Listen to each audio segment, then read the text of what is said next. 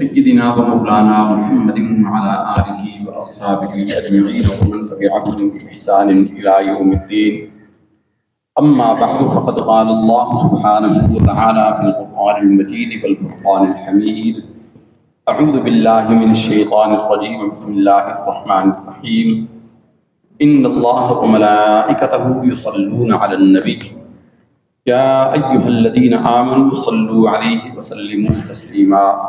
اللهم صل على سيدنا ومولانا وحبيبنا وشفيعنا محمد وعلى آل سيدنا ومولانا وحبيبنا وشفيعنا محمد بعدد كل ذرة 100,000 مرة وبارك وسلم وصل على جميع إخوانه من النبيين والصالحين.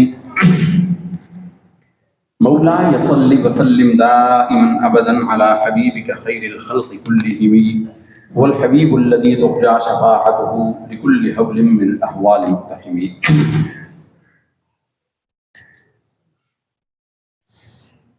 حدثنا أبو النعمان قال حدثنا معمر عن أبيه عن بكر عن أبي رافع قال صليت مع أبي هريرة العتمة فقرأ إذا السماء انشقت فسجد فقلت له قال سجدت خلف أبي القاسم صلی اللہ علیہ وسلم فلا ازال اسجد بها حتی القاہ.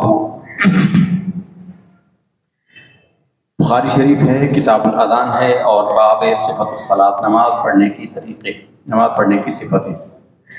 اس میں آج ہم نے جو حدیث شریف پہلی تلاوت کی ہے اس کو حضرت ابو ہریرہ رضی اللہ تعالی عنہ روایت ابو بکر رافع بیان فرماتے ہیں، ابی رافع بیان فرماتے ہیں کہ ہم نے ابو ہریرہ رضی اللہ تعالیٰ عنہ کے ساتھ عشاء کی نماز پڑھی اور انہوں نے عشاء کی نماز میں سورہ اذا السماء انشقت، آخری پارے کی صورت ہے اذا السماء انشقت، انہوں نے یہ تلاوت کی. فسجدہ، اور اس میں سجدہ تلاوت کیا. فقلت له، تو انہیں کہا گیا کہ آپ نے یہ سجدہ کیوں کیا؟ انہوں نے کہا کہ میں نے ابی القاسم یعنی نبی کریم صلی اللہ علیہ وسلم حضور کی ایک کنیت ہے. ہم نے آپ کو اس میں کنیت کے حوالے سے تھوڑا سا تعارف کروایا تھا کہ عربوں میں کنیت کے ذریعے پکارا جانا باعث عزت مانا جاتا ہے.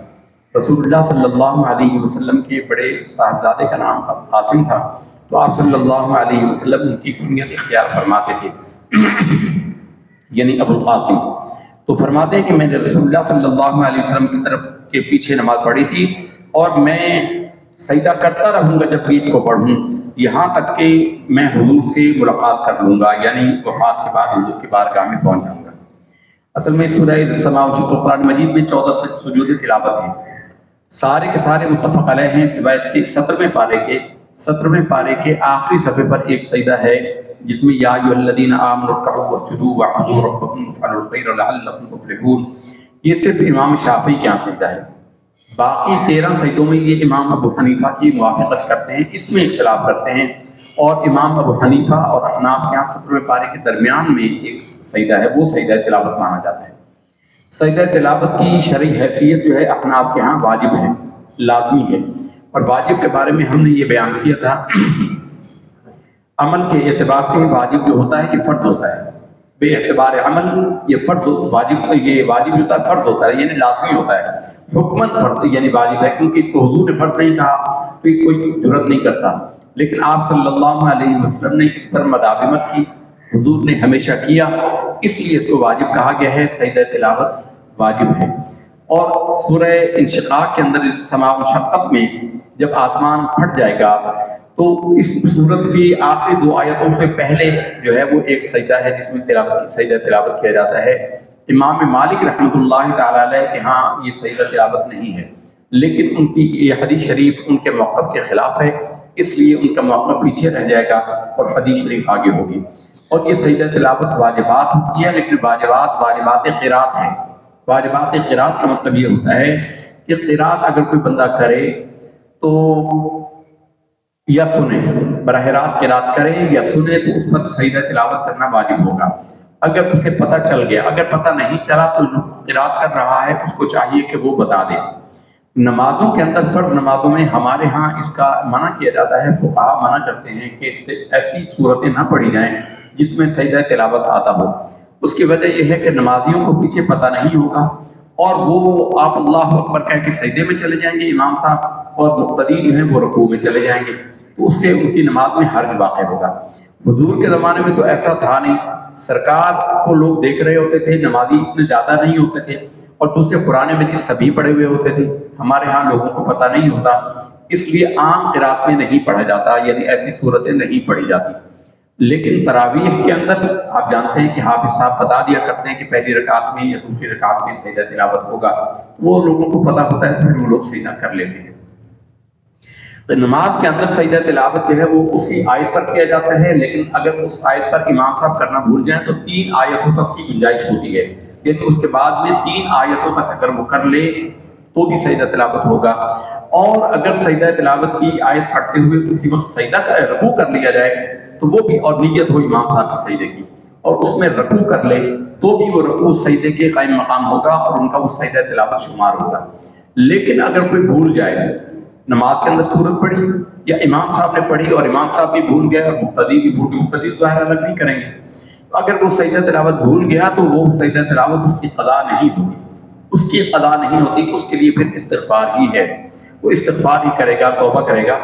علاوہ نماز کے قرات کرے گا یا سنے گا تو اس پر سجدہ تلاوت واجب ہو جائے گا، اور اگر کسی وجہ سے اس وقت نہ کر سکا، مثلا عصر کی نماز یعنی غروب آفتاب کے وقت میں یا عین زوال کے وقت میں قرآن مجید کی تلاوت کر رہا ہے، یا صبح طلوع کے وقت میں تلاوت کر رہا ہے اور آیت سجدہ آ گئی تو اس وقت وہ سجدہ نہیں کرے گا، لیکن وہ وقت گزر جانے کے بعد وہ سجدہ اسے کرنا ہی ہوگا، اور وہ سجدہ بندے کے اوپر قرض رہتا ہے، حتیٰ کہ بندہ پورا قرآن پڑھ کے آخر میں 14 سجدہ کر لے تب بھی جائز ہے، چاہے 1 دن میں چاہے 10 دن میں، جب تک وہ نہیں کرے گا وہ انسان کے ذمہ واجب رہے گا، واجب ادا رہے گا، اس لیے سجدہ تلاوت واجب ہے، لازمی کرنا چاہیے۔ اور حضرت ابو ہریرہ نے یہی فرمایا کہ حضور کے پیچھے میں نے پڑھا کیا، اور میں حضور سے ملاقات کے وقت یعنی بعد وفات صحابہ کرام کو حضور سے ملاقات کا اتنا یقین ہوتا تھا، وہ کہتے تھے کہ حتیٰ القاہ، یہاں تک کہ میں حضور سے ملاقات کر لوں گا اس وقت تک میں سے کرتا رہوں گا۔ اس میں قرات کا بیان کیا جا رہا ہے کہ امام میں نمازوں میں قرات کی کیفیت کیسی ہو، مقدار کیسی ہو، صورت کیسی ہو، اس میں سجدے کا ذکر بھی آ گیا۔ اگلی ہے حدثنا ابو الولید قال حدثنا شعبۃ عن عدی قال سمعت البراء ان النبي صلی اللہ علیہ وسلم كان في سفر فقرأ في العشاء في احدى الركعتين بالتين والزيتون۔ حضرت براء بن عازب بڑے صحابی ہیں، بڑے پائے کے صحابی ہیں، فرماتے ہیں کہ ایک مرتبہ سفر میں تھے، رسول اللہ صلی اللہ علیہ وسلم نے عشاء کی نماز میں دو میں سے ایک رکعت کے اندر والتین والزیتون پڑھی۔ یہ آپ جانتے ہیں کہ چھوٹی صورت ہے، آخر میں ہے، اوساط میں ہے، قصاد مفصل میں سے ہے، چھوٹی صورتوں میں ہے، تو سفر میں یہ مسئلہ بیان کیا گیا کہ اگر سفر ہو تو مختصر کیا جا سکتا ہے۔ ویسے آپ صلی اللہ علیہ وسلم نے سورہ اعلیٰ سبح اسم ربک الاعلیٰ واللیل اذا یغشی والشمس وضحاها، یہ صورتیں یا اتنی مقدار کی دوسری صورت قرآن مجید میں کہیں سے بھی حضور نبی کریم صلی اللہ علیہ وسلم نے جو پیچھے آپ نے سماعت کیا اور ان صورتوں کو بیان فرمایا، وہ ان صورتوں کو واجب کرنے کے لیے نہیں بلکہ ان صورتوں کی مقدار کو بیان کرنے کے لیے کہا ہے۔ یہ نہیں ہوگا کہ صرف یہی صورتیں پڑھی جائیں گی اور باقی قرآن مہجور ہو جائے گا، مہجور کا مطلب ہوتا ہے ترک کر دینا، چھوڑ دینا، یہ نہیں ہوگا کہ باقی قرآن چھوڑ دیا جائے گا، کہیں سے بھی پڑھے لیکن قرات کی مقدار اتنی ہو۔ سرکار نے اس کی سفارش فرمائی امام کے لیے۔ آپ صلی اللہ علیہ وسلم خود کبھی لمبی قرات بھی فرما لیتے تھے، لیکن آپ صلی اللہ علیہ وسلم کی قرات پر کسی کو قیاس کیا نہیں جا سکتا۔ باب القراءۃ فی العشاء بالسجدہ، عشاء کی نماز میں سجدہ کرنا نماز کی قرات میں۔ حدثنا مسدد قال حدثنا يزيد بن زريع حدثنا التيمي عن بكر عن ابي رافع قال صليت مع ابي هريره العتمه فقرأ اذا السماء انشقت فسجد فقلت ما هذه قال سجدت فيها خلف ابي القاسم صلى الله عليه وسلم فلا ازال اسجد فيها حتى القاه۔ وہی جو پہلے حدیث شریف آپ نے سنی وہی حدیث شریف ہے، وہی ترجمہ ہے۔ انہوں نے ان کے پیچھے نماز پڑھی، انہوں نے سجدہ کیا، لوگوں نے پوچھا تو انہوں نے فرمایا کہ حضور کے پیچھے پڑھی تھی، حضور ایسا کرتے تھے اور میں مرتے دم تک حضور سے ملاقات تک یہ کام کرتا رہوں گا۔ حدثنا خلاد ابن یحییٰ حدثنا مسعد حدثنا عدي بن ثابت انه سمع البراء قال سمعت النبي صلى الله عليه وسلم يقرأ في العشاء بالتين والزيتون وما سمعت احدا احسن صوتا منه او قراءة. حضرت براء ابن عازب وہی حدیث بیان فرما رہے ہیں کہ میں نے حضور کے پیچھے عشاء کی نماز پڑھی اور حضور نے اس میں والتین والزیتون پڑھی، اور اس میں یہ اضافہ ہے کہ میں نے حضور سے اچھی آواز کسی کی سنی ہی نہیں اور نہ ہی حضور سے اچھی قرات کسی کی ہو سکتی تھی. یہ ممکن بھی نہیں کہ سرکار کی آواز ہو، اللہ کا کلام و حدود پڑھنے والے کو کیسے ہو سکتا ہے. باب یطول فی الاولیین ویحتم فی الاخرین، پہلی دو رکعتوں میں لمبی قرات کرنا یعنی سورہ فاتحہ اور کچھ اور سورت بھی پڑھنا، اور آخری دو رکعتوں میں حذف کر دینا. حذف کا مطلب ہوتا ہے بالکل نہ پڑھنا. ویسے اس کا ترجمہ جو ہے نا وہ اہل حدیث حضرات نے یہ کیا کہ آخری دو رکعتوں میں مختصر کرنا یعنی صرف سورہ فاتحہ پڑھنا، لیکن حدیث کے الفاظ میں یحذف، حذف یحذف کا مطلب ہوتا ہے حذف کر دینا، مٹا دینا، یعنی قرات کا نہ کرنا. جو ہم نے قضا نمازوں کا مسئلہ بیان کیا تھا اس کی اصل بھی یہی حدیث ہے کہ بعد کی دو رکعتوں میں قرات مستحب ہے، نہ کرے تو نہ قیام فرض ہے، قیام کر لے، قرات نہ بھی کرے تو نماز ہو جائے. اور یہاں پر یہی فرمایا کہ پہلی دو رکعتوں میں لمبا کرنا اور دوسری دو رکعتوں میں قرات کو حذف کر دینا. حدیث شریف وہی ہے جو پہلے گزر چکی ہے. قال سمعت جابر بن سمرة قال عمر لسعد لقد شكوك في كل شيء حتى الصلاة قال اما انا فامدت في الاوليين واحدث في الاخريين ولو الوما اقتديت به من صلاة رسول الله صلى الله عليه وسلم قال صدقت ذاك الظن بك او ظني بك. حضرت عمر فاروق رضی اللہ تعالی عنہ نے حضرت سعد بن ابی وقاص رضی اللہ تعالی عنہ سے کہا کہ لوگ آپ کے ہر معاملے میں شکایت کرتے ہیں، حتیٰ کہ آپ کی نماز میں بھی شکایت کی. تو انہوں نے فرمایا کہ میں پہلی دو رکعتوں کو لمبا کرتا ہوں اور بعد کی دو رکعتوں میں قرات کو حذف کر دیتا ہوں. وحذف فی الاخرین واحذف فی الاخرین، آخری دو رکعتوں میں حذف کر دیتا ہوں، قرات نہیں کرتا. اور فرماتے ہیں کہ اللہ کی قسم میں نے رسول اللہ صلی اللہ علیہ وسلم کے پیچھے نماز پڑھی اور میں اس پہ کوئی کمی بیشی نہیں کروں گا، جو میں نے حضور کے پیچھے پڑھی ایسی ہی پڑھاتا ہوں. تو حضرت عمر فاروق رضی اللہ تعالیٰ عنہ نے فرمایا کہ تو سچ کہتا ہے اور یقیناً مجھے تم سے گمان بھی یہی تھا. باب القراءة في الفجر وقالت ام سلمة قرأ النبي صلی اللہ علیہ وسلم بالطور، فجر کی نماز میں قرات کرنا. اور حضرت ام سلمہ رضی اللہ تعالیٰ عنہ فرماتی ہیں کہ رسول اللہ صلی اللہ علیہ وسلم نے فجر کی نماز میں سورہ طور کی تلاوت کی ہے. سورہ طور 27 پارے کی پہلی شروع ہونے والی سورت ہے اور یہ دو رکوعوں پر مشتمل ہے. اس میں یہ وضاحت نہیں ہے کہ حضور نے ایک ہی رکعت میں پوری سورہ طور پڑھی یا ایک رکوع ایک رکعت میں دوسرا دوسری میں 12 سورہ طور پڑھی.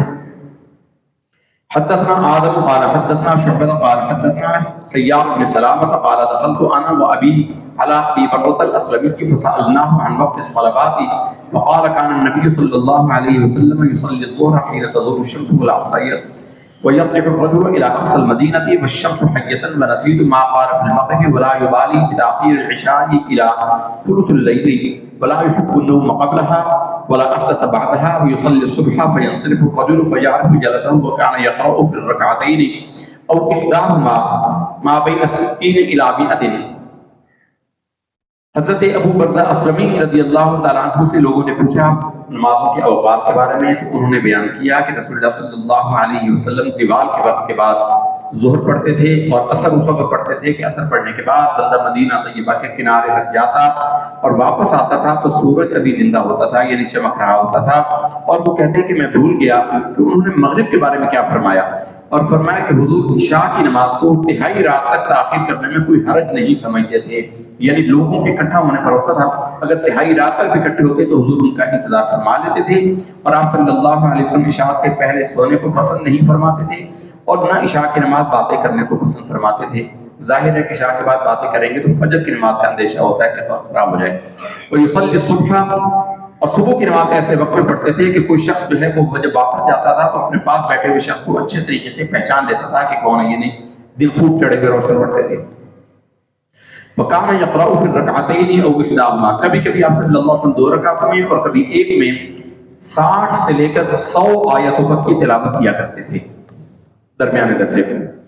حدثنا مسدد قال حدثنا اسماعیل بن ابراہیم قال اخبرنا ابی ابن جریر ابن جریج قال اخبرني عطاء انه سمع ابا هريره يقول في كل صلاه يقرأ فيما اسمعنا رسول الله صلى الله عليه وسلم اسمعناكم وما اخفى عنا اخفينا عنكم وان لم تزد علي على ام القران اجزاء وان زدت فهو خير. حضرت ابو ہریرہ رضی اللہ تعالیٰ عنہ فرماتے ہیں کہ ہر نماز کے اندر ہم تمہیں اونچی آواز میں وہ قرات سنائیں گے جو ہم نے رسول اللہ صلی اللہ علیہ وسلم کو اونچی پڑھتے ہوئے سنا، اور ہر اس نماز میں جس میں حضور نے آہستہ قرات کی یعنی چھپا کر قرات فرمائی، سری قرات فرمائی، ہم اس میں آواز نہیں سنائیں گے. اور تیرے لیے کافی ہے کہ تو صرف سورہ فاتحہ کو پڑھ لے اور کچھ نہ پڑھے، اس پر کچھ اضافہ نہ کرے، اور یہ بھی کہ اس میں سے کچھ بڑھا لے یعنی کچھ اور کر لے. یہ احناف کے موقف کی مؤید ہے، یہ حدیث شریف احناف کی موقف کی مؤید ہے کہ قیام فرض ہے اور مطلقاً قرآن مجید کی تلاوت بھی فرض ہے. ہمارے ہاں یہ ہے، احناف یہ کہتے ہیں کہ سورہ فاتحہ کا پڑھنا واجب اور مزید ایک سورت کا ملانا بھی واجب ہے، مطلقاً قرات فرض ہے. اور اس حدیث میں امام بخاری فرما رہے ہیں کہ حضرت ابو ہریرہ نے فرمایا کہ تو صرف سورہ فاتحہ پڑھے اور کچھ اضافہ نہ کرے تو تیری مرضی، اور اگر تو کچھ بڑھا لے کچھ اور سورت پڑھ لے تو یہ تیرے حق میں بہتر ہے. یہ امام بخاری کا مسلک ہے کہ صرف سورہ فاتحہ سے. ہمارے یہاں ایسا نہیں ہے، ہمارے ہاں سورت کا ملانا واجب ہے پہلی دو رکعت میں. امام صاحب کیا نہیں ہے، امام بخاری کیا، وہ صرف سورہ فاتحہ کے پڑھنے کو ہی کافی کہتے ہیں کہ اگر یہ پڑھ لو تو بھی کافی. ان کے ہاں ان کے لوگوں سے کہا جائے بھی آپ بھی ایسا کریں، کبھی کبھی سورہ فاتحہ ہی پڑھ لیا کریں اور نہ ملا، لیکن وہ ایسا کرتے نہیں ہے. وہ کہتے ہیں کہ لازمی ہے سورت ملانا، یعنی ان کا اپنا عمل امام بخاری کے فرمان کے خلاف ہے لیکن دوسروں پر وہ باتیں کرتے ہیں. امام بخاری کی کسی نے اس کی تائید نہیں کی اس بات اس مسئلے میں. اور یہ وہ فرق ہے جو ہم بتاتے ہیں کہ محدث اور فقیہ کا فرق ہوتا ہے. محدث حدیث بیان کرتا ہے کہ یہ اس نے سنا ہے، حدیث کی سند ٹھیک ہے، کہنے والے نے ٹھیک کہا، یعنی اس تک پہنچ گیا اس نے لکھا، لیکن اس سے مسئلہ کیا نکلتا ہے یہ محدث کا کام نہیں ہوتا. اور اس کی ہم نے مثال بارہا دی ہے کہ محدث کی مثال میڈیکل سٹور والے کی ہوتی ہے اور فقیہ کی مثال ڈاکٹر کی سی ہوتی ہے. میڈیکل سٹور دوائیوں سے بھرا پڑا ہے، لیکن کون سے مرض کے لیے کون سی دوا کتنی مقدار میں کب دینی ہے یہ فیصلہ میڈیکل سٹور والا نہیں کرتا، یہ ڈاکٹر کرتا ہے. بعین ہی ایسے ہی محدث حدیث بیان کرتا ہے میڈیکل سٹور کی طرح. اس کے بعد حدیث جمع ہے، کس حدیث کو کس وقت کتنا استعمال کرنا، کون سا حصہ لازم ہے کون سا چھوڑ دینا ہے، یہ فقیہ جانتا ہے. اس لیے فقیہ کا درجہ بہت بلند ہوتا ہے. حدثنا باب جہری بقراءۃ صلاۃ الفجر، اونچی آواز سے فجر کی نماز میں قرات کرنا. وقالت ام سلمہ طفت وراء الناس والنبي صلی اللہ علیہ وسلم يقرأ بالطور. یہ آپ صلی اللہ علیہ وسلم کے سفر حج کی بات ہے. حضرت سیدتنا ام سلمہ رضی اللہ تعالیٰ عنہ کو طواف کی وجہ سے طواف وداع میں تاخیر ہوئی، تو جب آپ صلی اللہ علیہ وسلم انہوں نے کہا کہ میری مجبوری تھی میں نہیں کر سکی، تو حضور نے فرمایا تھا کہ جب ہم نماز پڑھیں گے تو تو ہمارے نمازیوں کے پیچھے سے بیت اللہ شریف کا طواف کر دینا تاکہ نمازیوں کی نظر نہ پڑے. تو وہ پیچھے سے طواف کر رہی تھی، تو وہ کہہ رہی ہیں کہ سرکار دو عالم صلی اللہ علیہ وسلم نے فجر کی نماز میں سورہ طور کی تلاوت کی. وَالطُّورِ وَكِتَابٍ مَّسْطُورٍ فِي رَقٍّ مَّنشُورٍ، یہ 27 پارے کی سورت ہے. حدثنا مسدد قال حدثنا ابو عوانة عن ابي بشر عن سعيد بن جبير عن ابن عباس رضي الله تعالى عنهما انطلق النبي صلى الله عليه وسلم في طائفة من اصحابه عامدين الى سوق عكاظ وقد حيل بين الشياطين وبين خبر السماء وارسلت عليه الشهب، فرجعت الشياطين الى قومهم فقالوا ما لكم؟ قالوا حيل بيننا وبين خبر السماء وارسلت علينا الشهب. قالوا اما حال بينكم وبين خبر السماء الا شيء حدث فاضربوا مشارق الارض ومغاربها. فانطلقوا ما هذا الذي حال بينكم وبين خبر السماء؟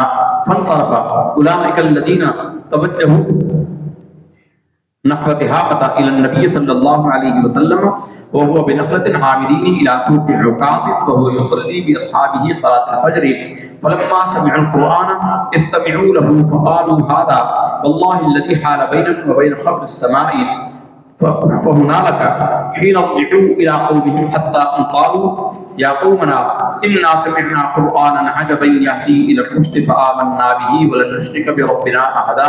فأنزل الله على نبيه صلى الله عليه وسلم قل أوحي إلي وإنما أوحي إليه قول الجن.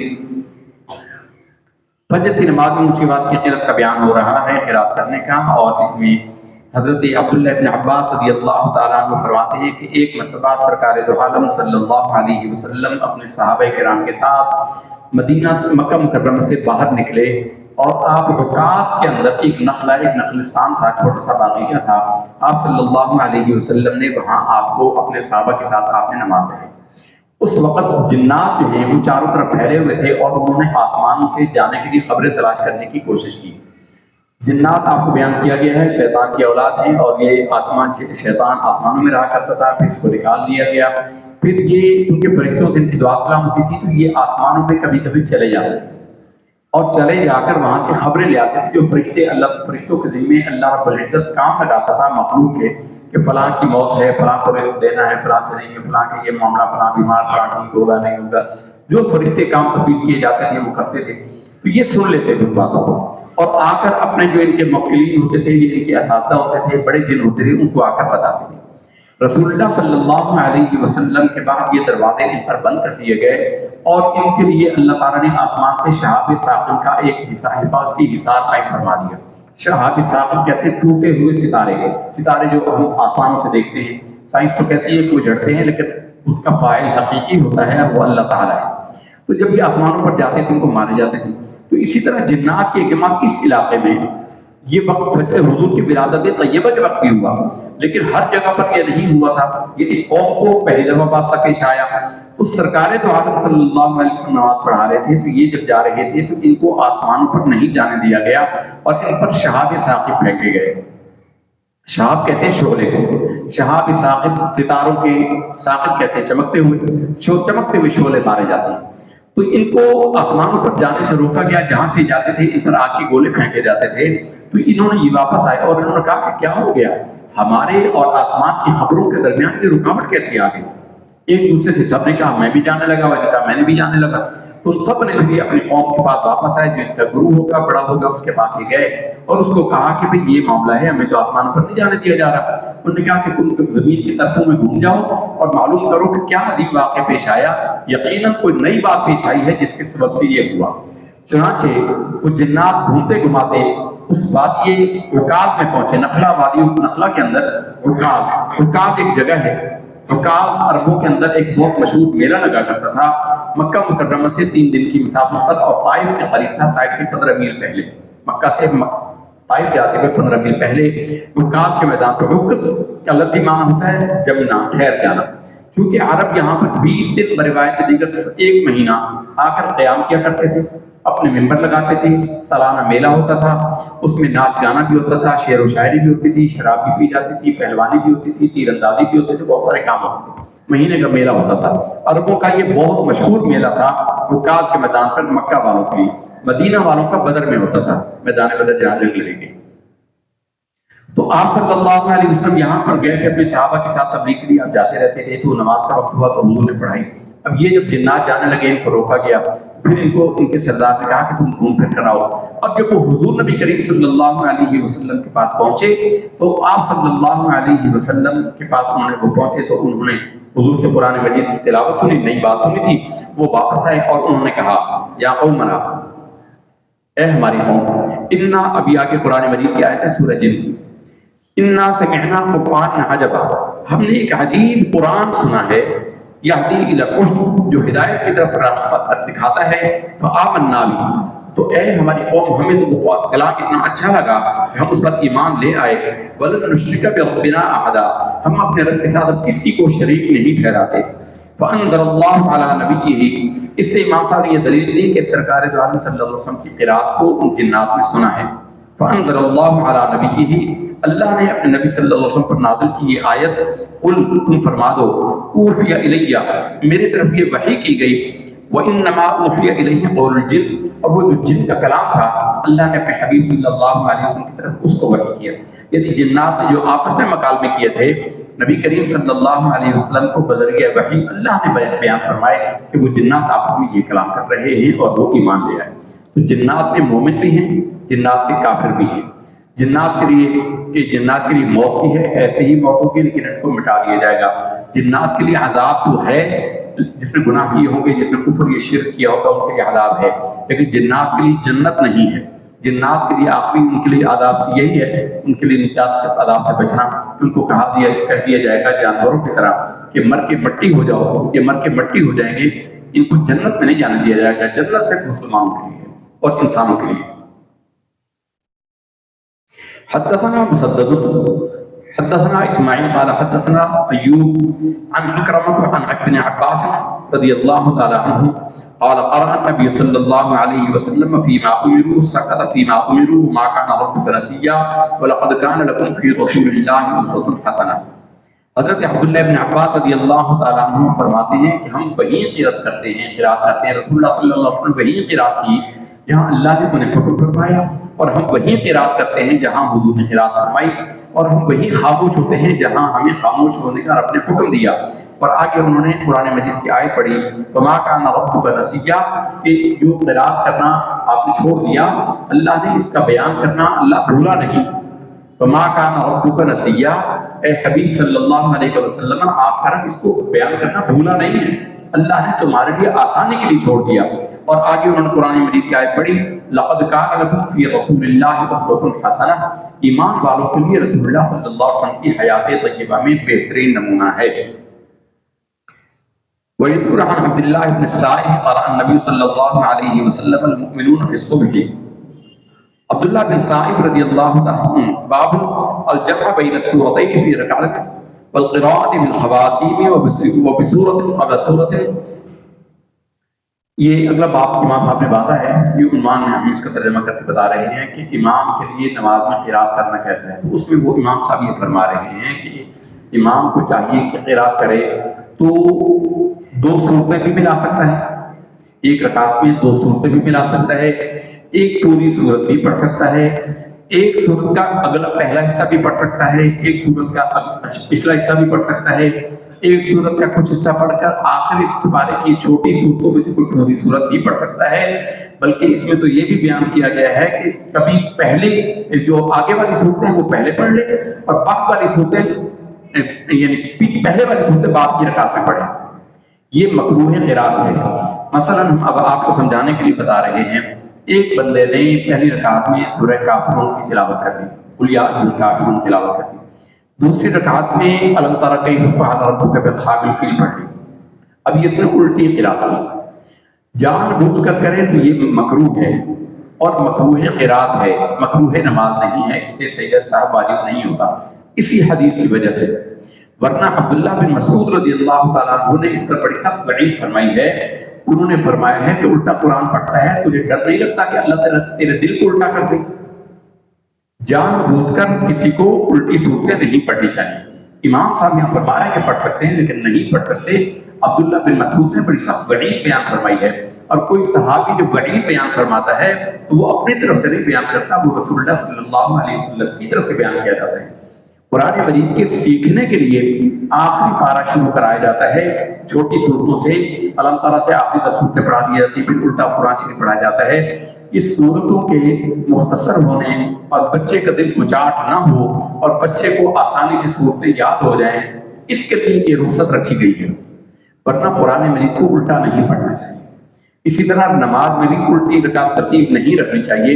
ہاں بھولے سے ہو جائے، پہلی رکعت میں قل اعوذ برب الناس پڑھ لی، دوسری میں قل اعوذ برب الناس ہی پڑھ لی، لیکن دوسری میں غلطی سے قل اعوذ برب الفلق پڑھ لیا، 3 حرف پڑھ لیے۔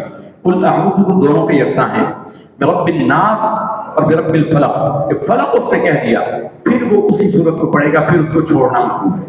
قرات کے اندر اکیلے نماز پڑھ رہا ہے، قل یا ایھا الکافرون پڑھ لیا دوسری رکعت میں، دوسری رکعت میں پہلی میں قل اعوذ برب الناس پڑھ لی، دوسری میں قل یا ایھا الکافرون پڑھ لی۔ اگر قل یا ایھا الکافرون کہہ دیا پھر اب اسی صورت کو مکمل کرے گا، پھر اس کو چھوڑنا زیادہ مکروہ ہے، حالانکہ وہ الٹی قرات کر رہا ہے۔ جان بوجھ کر کرے گا تو اس کے لیے وعید ہے، جان بوجھ کر ایسا نہیں کرنا چاہیے۔ امام صاحب نے عنوان باندھا ہے کہ کہیں سے بھی کوئی بھی صورتیں پڑھ سکتے ہیں۔ فرماتے ہیں کہ قرأ النبی صلی اللہ علیہ وسلم المؤمنون فی الصبح قد افلح المؤمنون الذین هم فی صلاتهم خاشعون۔ 18ویں پارے کی صورت ہے، پہلا پارہ یہیں سے شروع ہو رہا ہے 18واں۔ فجر کی نماز میں آپ صلی اللہ علیہ وسلم نے یہ سورت تلاوت کی، حتی اذا جاء ذکر موسیٰ و ہارون و ذکر عیسیٰ، اس میں حضرت موسیٰ کا ذکر بھی ہے، حضرت ہارون کا ذکر بھی ہے اور حضرت عیسیٰ کا الگ الگ مقام پر ہے۔ راوی کہتے ہیں کہ انہیں یاد نہیں کہ حضور نبی کریم صلی اللہ علیہ وسلم ان میں سے کس مقام پر پہنچے، اور اس میں یہ ذکر نہیں ہے آخذت الصعلۃ، تو آپ صلی اللہ علیہ وسلم کو کھانسی آ گئی، آپ صلی اللہ علیہ وسلم نے وہاں رکوع کر لیا، فرکع، اور اس میں آپ نے رکوع کر لیا، وقرأ عمر فی الرکعۃ الاولی ب120 آیۃ من البقرۃ، حضرت عمر فاروق رضی اللہ تعالیٰ عنہ 120 آیتیں تلاوت کرتے تھے سورہ بقرہ کی فجر کی نماز میں، اور پھر ثانیہ بسورۃ من المثانی، اور دوسری رکعت میں یعنی 120 آیتیں پڑھ 240 آیتیں سورہ بقرہ میں، یعنی سوا سپارہ تقریباً وہ پڑھ جاتے۔ اس کے بعد دوسری رکعت میں اسی کو مکمل نہیں کرتے تھے بلکہ مسانی کہتے ہیں وہ آیتیں 100 آیتوں والی صورتیں بار بار دہرائی جاتی ہیں، ان میں سے کوئی آیت آپ نے پڑھی۔ وقرأ الاحنف، احنف بن قیس یہ بھی ایک بڑے صحابی ہیں، بالکہف فی الاولی، سورہ کہف پہلی رکعت میں پڑھی، اور سورہ کہف 3 پاؤ کی ہے، مقدار اس کی 3 پاؤ ہے، 3 پاؤ کی سورہ کہف پڑھی انہوں نے پہلی رکعت میں، وفی الثانیہ بیوسف اور یونس، پہلی اور دوسری رکعت میں یوسف اور یونس جو ہے، یونس سورہ 11 پارے میں اور سورہ یوسف جو ہے یہ 12ویں پارے میں۔ وہ کہتے ہیں کہ پہلے 15ویں پارے کی سورہ کہف پڑھ لی اور بعد میں انہوں نے پیچھے والی اس پاروں کی صورتیں پڑھ لی، تو اس میں مسئلہ وہی ہے کہ اگر انہوں نے جان کے ایسا نہیں کیا ہوگا وہ شروع کر بیٹھے تو انہوں نے پڑھ لی، شروع کر لے، اگر 3 حروف ہو جائیں تو اس کو پڑھ لے، نماز اس میں ہو جاتی ہے، اس میں سجدہ سہو نہیں آتا۔ دوسری رکعت میں انہوں نے سورہ یونس، یہ سورہ یوسف شریف کی تلاوت کی۔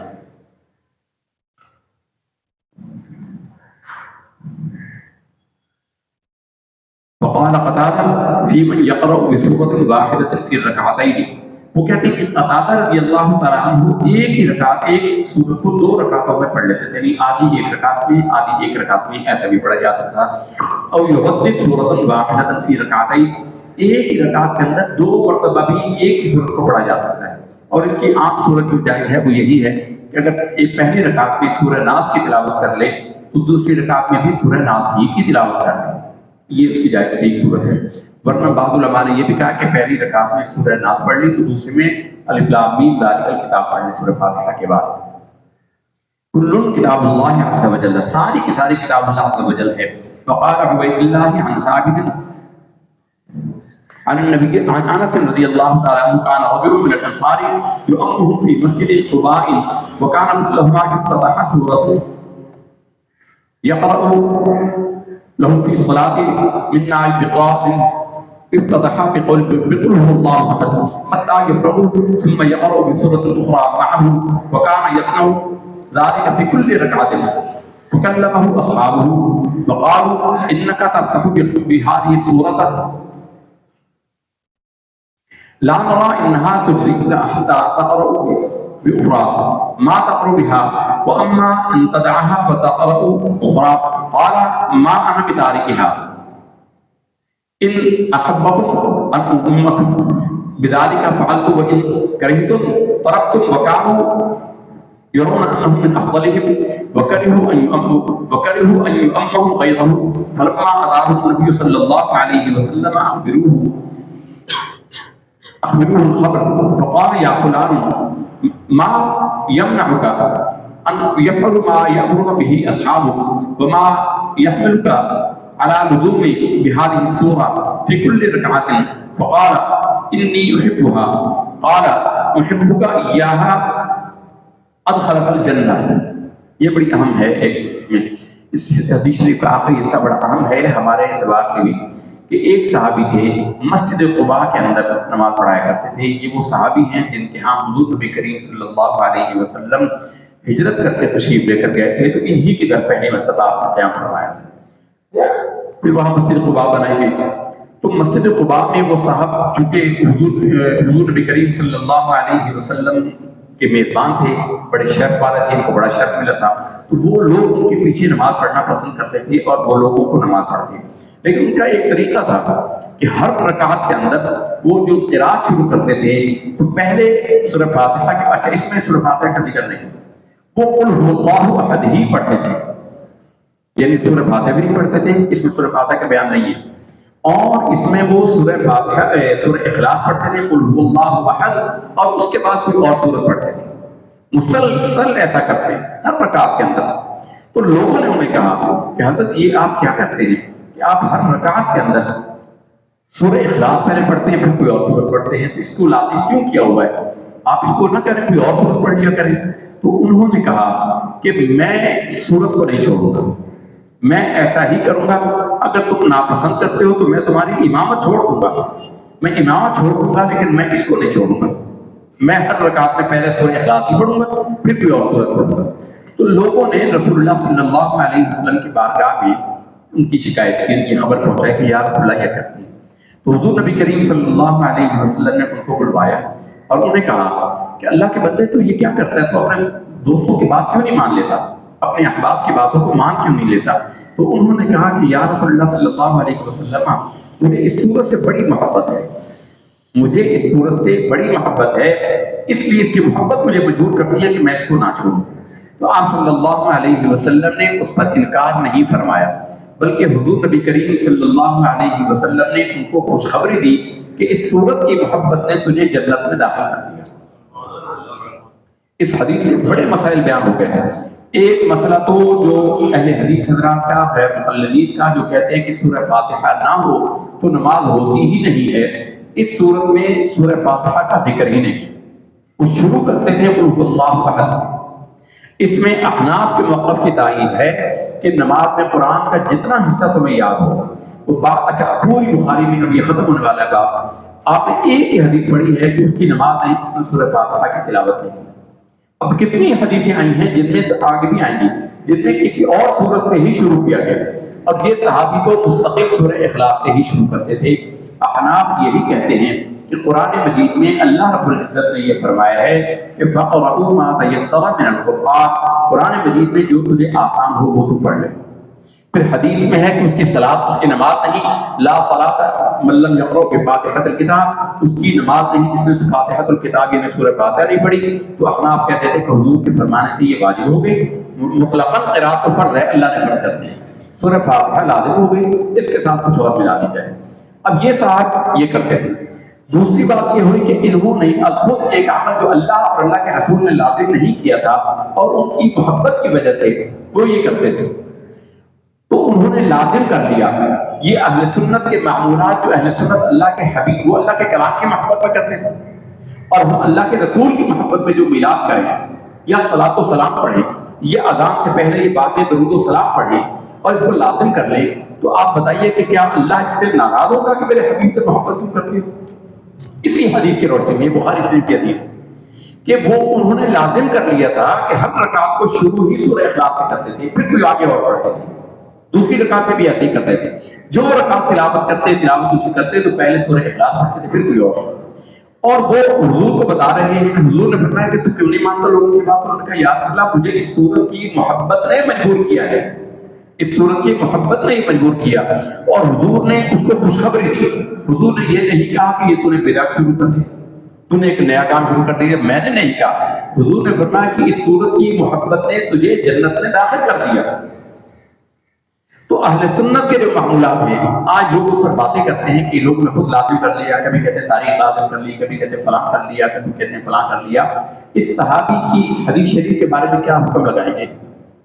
اور اس میں تو سورہ فاتحہ کا ذکر بھی نہیں۔ اچھا، اس میں امام ابن حجر عسقلانی جو اہل حدیث حضرات کے نزدیک بڑے ہے، بھی بہت بڑے امام ہیں، حدیث کے بڑے امام ہیں، ہم بھی بڑا احترام کرتے ہیں ان کا، ان کی شرح بہت مشہور ہے حدیث بخاری شریف کی۔ انہوں نے یہ کہا ہے، جب ان پر یہ سوال آیا کہ حضرت اس میں تو سورہ فاتحہ کا ذکر نہیں ہے اور آپ کہتے ہیں کہ سورہ فاتحہ نہیں تو نماز ہی نہیں ہے، تو انہوں نے کہا کہ اس میں چونکہ سورہ فاتحہ تو لوگوں کے نزدیک انڈرسٹوڈ تھی، لوگوں کے نزدیک لازم تھی، اس لیے اس کا ذکر نہیں کیا گیا۔ حالانکہ کسی جگہ پر اس کا ذکر نہیں ہے کہ سورہ فاتحہ کے بعد، یہ حدیث متعدد مقامات پر آئے گا، کسی جگہ پر اور بھی اس طرح کی بہت ساری حدیثیں آئیں گی جن میں سورہ فاتحہ شریف کا ذکر نہیں کیا گیا۔ تو سورہ فاتحہ کا پڑھنا فرض نہیں ہے جیسا وہ کہتے ہیں، ہم کہتے ہیں واجب ہے، حضور نے کہہ دیا واجب ہو گیا، ہم نے مان لیا واجب ہے، فرض نہیں ہے۔ یہ صحابی نہیں پڑھتے تھے، سورہ اخلاص پڑھتے تھے، اور آگے بہت ساری حدیثیں اس مضمون کی آئیں۔ دوسرے یہ ہے کہ کسی اچھی چیز سے محبت کر کے اس کو خاص کر لینا، اس کے لیے اس کا لزوم کر لینا، اس کو لازم کر لینا، جیسے ہم جمعۃ المبارک کے بعد صلاۃ و سلام پڑھتے ہیں، ہم کھڑے ہو کر پڑھتے ہیں، اس کو لازم کیا ہوا ہے۔ یہ سرکار دو عالم صلی اللہ علیہ وسلم کی محبت میں کیا جانے والا عمل، تو اس حدیث شریف کی روشنی میں ہر صاحب ایمان اپنے دل پر ہاتھ رکھ کر بتا دے کہ نبی صلی اللہ علیہ وسلم کی محبت میں جس نے اس کو لازم کیا، کیا اس عمل پر اللہ کے ہاں سے وعید ہوگی یا اللہ کی طرف سے انعام ہوگا؟ انعام ہوگا انشاءاللہ۔ یہ حدیث شریف اصل ہے ہمارے مسائل میں، اصل احادیث میں یہ حدیث شریف ہے۔ اللہ تعالیٰ سے دعا ہے کہ اپنے حبیب صلی اللہ علیہ وسلم کی عشق و محبت میں جینا مرنا نصیب فرمائے، اور اہل سنت و جماعت کے سچے سے سچے عقیدے پر قائم فرمائے۔